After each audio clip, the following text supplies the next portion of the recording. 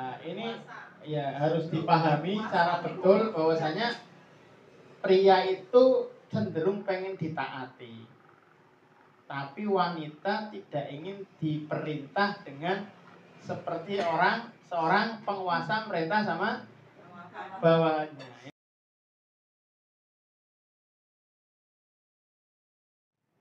Apa namanya, keras kepala dan kasar.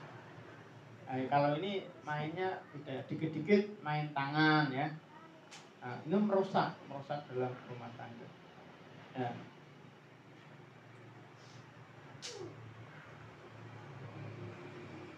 Karena apa? Dan ini PR bagi bapak-bapak ya. Jadi yang namanya wanita itu makhluk apa? Wanita itu makhluk halus ya. Yang namanya makhluk halus kan ya harus dilus-lus ya. Ya harus dilus-lus rasanya dengan sayang, cinta. Ya. Ya kan begitu, halusan ya kan, bukan orang-orang yang main kasar ya gitu. Karena apa namanya? Ya. Jadi sehingga harus kita pahami itu bagi seorang laki-laki. Nah, problematika yang selanjutnya adalah tidak seimbang ya, tidak sekufu. Nah, ini memang agak berat ya, antar pendidikan, wawasan, status sosial, ya, status ekonomi itu tetap berpengaruh. Yang selanjutnya adalah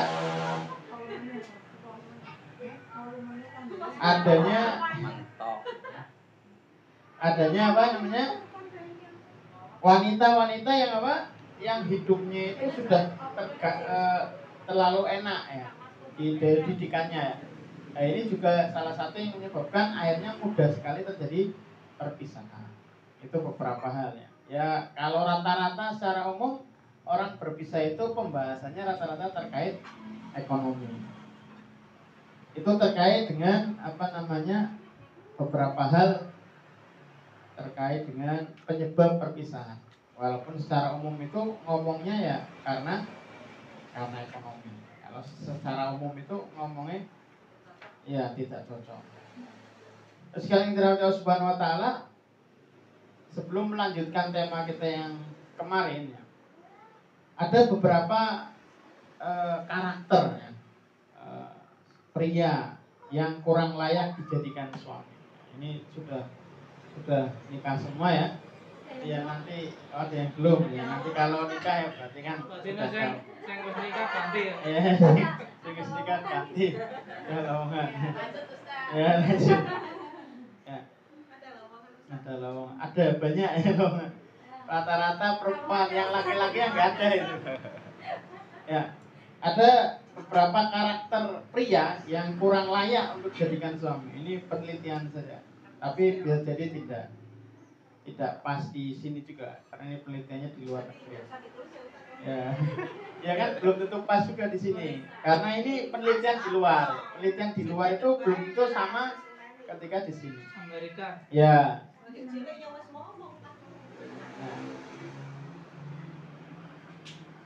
Nah, ini contoh pria yang tidak rapi. Ini menurut mereka, orang-orang barat. Menurut mereka ya, makanya saya hanya sekedar laluan saja ya. Sekedar ya. Ya, termasuk itu orang yang tidak mengembalikan peralatan di tempat semula, melepaskan pakaian sembarangan tempat, tidak rapi dalam berpakaian. Ini contoh. Tapi kalau sudah jadi suami ya harus kita terima, kita perbaiki bareng-bareng. Dan ini memang di mana-mana. Mengembalikan langsung lagi. Ya, itu rata-rata ya. Dan ini ada di semua tempat ya. Dan semua tempat. Makanya bahasanya kurang layak, bukan kemudian tidak. Karena itu sekali lagi bisa berubah. Yang kedua adalah pria yang berkuasa. Artinya dia itu merasa dia yang harus menang.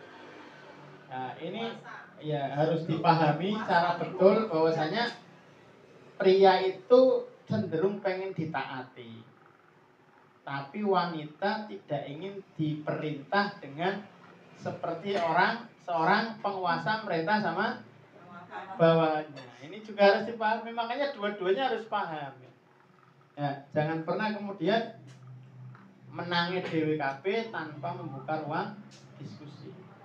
Bahwasanya betul wanita itu pengennya sing lanang yo ndak satset memberikan keputusan, tapi tanpa memberikan Ganjar Pranowo. kok ganti sing liyane. Tagline liyane kok ganti. Ya.